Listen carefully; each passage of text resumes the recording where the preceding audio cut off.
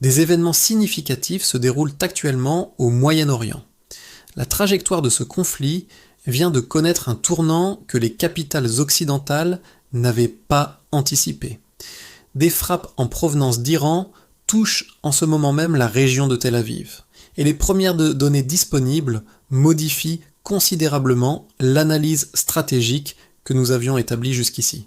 Des enregistrements visuels provenant de sources multiples sur le terrain en Israël confirment des explosions importantes dans la zone métropolitaine de Tel Aviv. Des départs de feu sont observables sur la ligne d'horizon. Des dispositifs d'alerte civile sont activés en continu. Des habitants documentent les événements depuis leur position, transmettant des images en temps réel depuis plusieurs quartiers de la ville. Le point central que tout analyste de défense retient ce soir est le suivant. Le système dôme de fer n'intercepte pas les projectiles entrants. Ce dispositif antimissile, considéré comme l'un des plus opérationnels au monde, est contourné. Les projectiles atteignent leur zone cible avant que le mécanisme d'interception ne produise un résultat positif. C'est un fait nouveau, lourd de conséquences analytiques. La cause de cette défaillance semble directement liée au type de vecteur utilisé par l'Iran dans cette phase du conflit. Téhéran a engagé le missile Fatah. Ce système d'armement mérite une attention particulière, car son déploiement opérationnel en conditions réelles remet en question plusieurs fondements des doctrines de défense occidentales établies depuis une décennie. Le Fatah, dont la traduction en farsi est conquérant, est un missile balistique hypersonique de conception iranienne. Il a été officiellement présenté en juin 2023.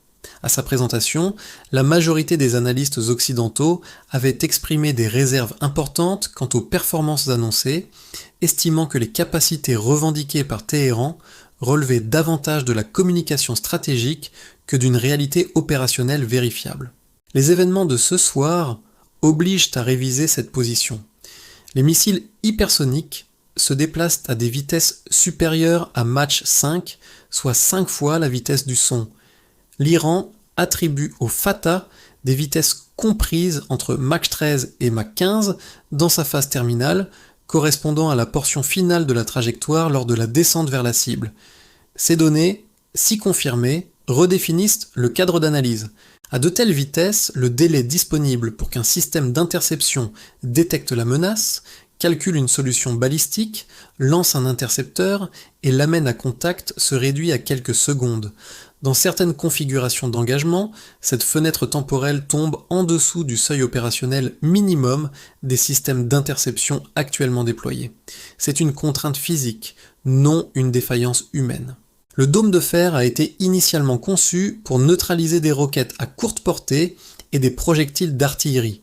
Face à ces menaces spécifiques, son bilan opérationnel est solide. Le système a été progressivement complété par David Sling pour les menaces à portée intermédiaire et par le système Arrow pour les vecteurs balistiques à longue portée, constituant une architecture de défense en couche. Le système Arrow avait été pensé spécifiquement pour contrer les missiles balistiques iraniens. Toutefois, comme l'ensemble des intercepteurs balistiques en service, il repose sur une hypothèse fondamentale. La menace suit un arc de trajectoire calculable depuis le lancement. Cette prévisibilité permet au système de positionner l'intercepteur correctement dans le temps et l'espace disponible. Le Fatah invalide cette hypothèse. Il s'agit d'un véhicule hypersonique à trajectoire variable. Il est capable de modifier son cap en phase de descente, de changer de direction et potentiellement de cibler le missile intercepteur lui-même si ce dernier est détectable. La combinaison vitesse-maniabilité constitue précisément le vecteur pour lequel les architectures défensives actuelles ne disposent pas de réponse opérationnelle validée. Les images provenant de Tel Aviv ce soir illustrent concrètement cette lacune capacitaire. En tant qu'analyste, la question qui s'impose maintenant est la suivante. Quels ont été les défauts d'évaluation qui ont conduit à cette situation ?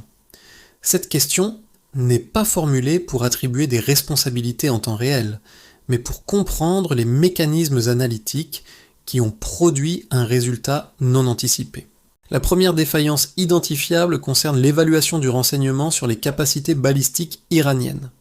Sur la durée, le consensus analytique dominant dans les cercles de défense occidentaux a systématiquement traité les déclarations iraniennes sur ces missiles avec un prisme sceptique. Ce prisme était justifié dans certains cas, mais il a induit une sous-pondération structurelle des signaux d'alerte concernant le programme Fatah. L'Iran revendiquait des capacités. Les analyses occidentales les minimisaient.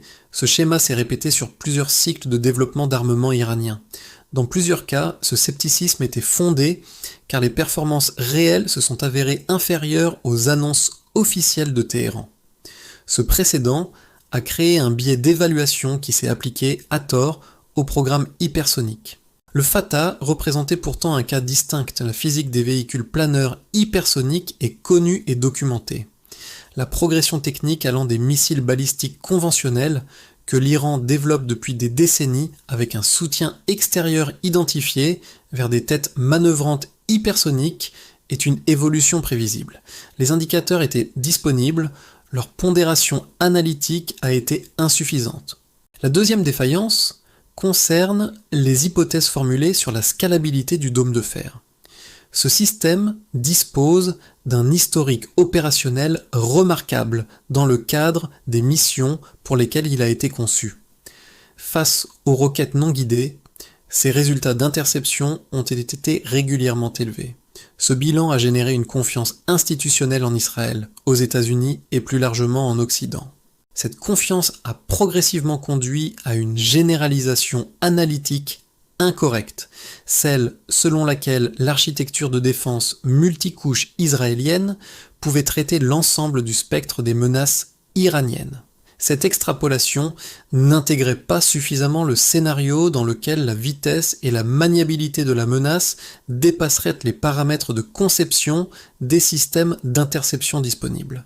Pour être précis dans l'analyse, le dôme de fer est efficace contre les menaces lentes et prévisibles. David's Sling est adapté aux menaces à portée intermédiaire suivant des trajectoires standards. Arrow est conçu pour les vecteurs balistiques en phase de rentrée atmosphérique à haute altitude. Aucun de ces systèmes n'a été optimisé pour un vecteur hypersonique manœuvrant à Mach 13 en phase terminale. C'est un gap capacitaire documenté. La troisième défaillance est d'ordre stratégique. L'opération avait été planifiée sur la base d'une hypothèse centrale. Les frappes initiales dégraderaient suffisamment les forces de missiles iraniennes et la structure de commandement pour compromettre la capacité de riposte de Téhéran avant même qu'elle ne soit organisable. Cette hypothèse s'est avérée inexacte dans ses conclusions opérationnelles. Elle a sous-estimé le degré auquel l'Iran avait anticipé un tel scénario et préparé sa réponse en conséquence. Les unités équipées du Fatah qui opèrent ce soir n'ont pas été neutralisées lors des premières frappes.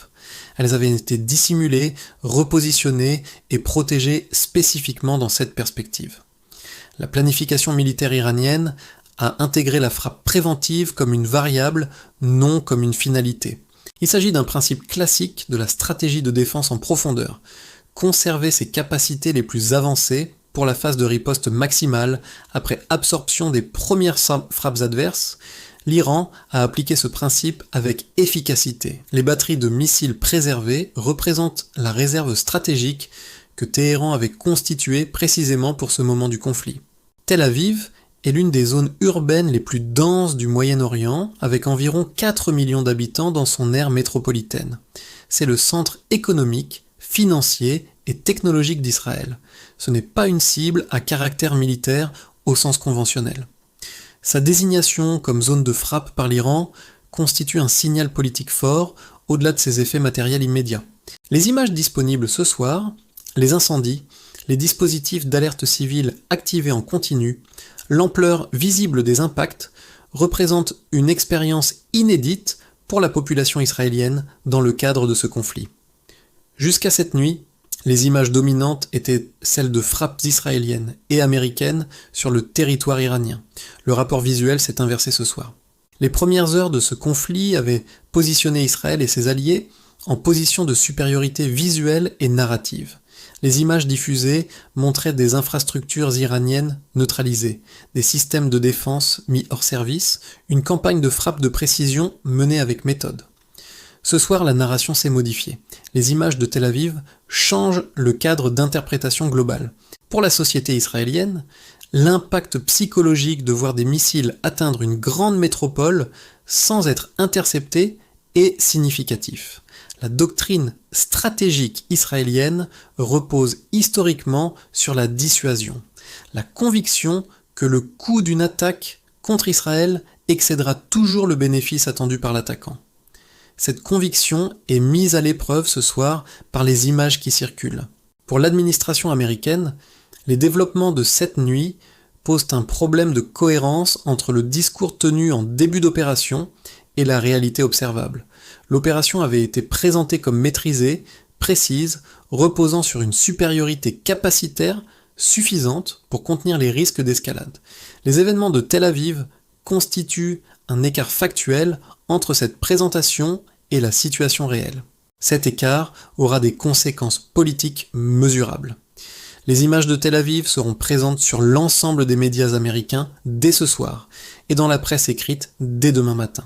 Elles susciteront des demandes d'explications auxquelles il sera difficile de répondre avec la même assurance que celle affichée lors du lancement de l'opération. La gestion de la communication stratégique devient un enjeu à part entière. La question opérationnelle centrale est désormais celle de la suite. Israël répondra aux frappes sur Tel Aviv. C'est une certitude stratégique. Les dirigeants militaires et politiques israéliens ne peuvent pas absorber ces images sans une réponse opérationnelle visible et significative. La pression institutionnelle et populaire en faveur d'une escalade des opérations offensives sera déterminante dans les prochaines heures. Mais cette escalade s'inscrit désormais dans un cadre de risque modifié. Chaque étape supplémentaire de ce conflit comporte un niveau de risque supérieur à la précédente.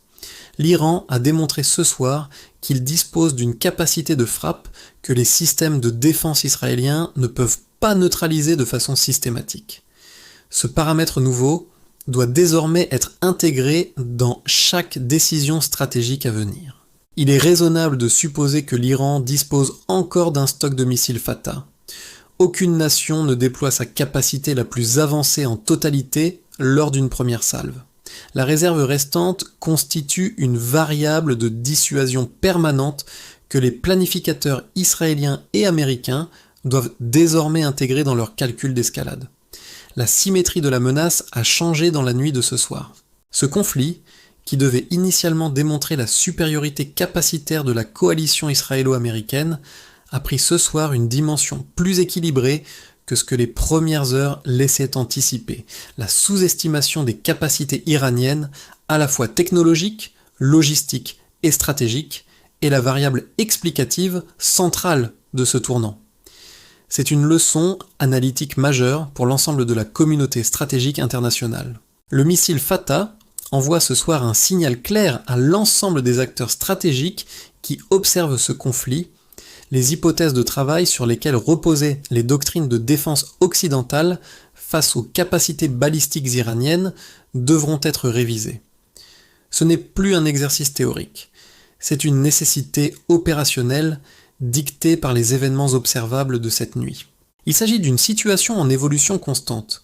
Nous continuons à analyser l'ensemble des données disponibles depuis le terrain israélien, les communications officielles iraniennes, ainsi que les évaluations en cours dans les cercles de défense sur plusieurs continents.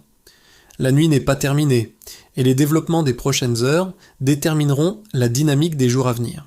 Au-delà du conflit lui-même, ce qui se passe cette nuit constitue un moment de référence pour l'histoire des conflits modernes.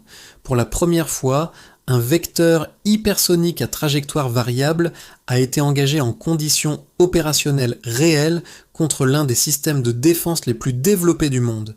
Les enseignements tirés de cette nuit alimenteront les doctrines militaires pour les prochaines décennies. Les gouvernements du monde entier observent ces événements avec une attention particulière. Les membres de l'Alliance Atlantique, les puissances régionales asiatiques, les États du Golfe réévaluent en temps réel leurs propres architectures de défense à la lumière de ce qu'ils voient.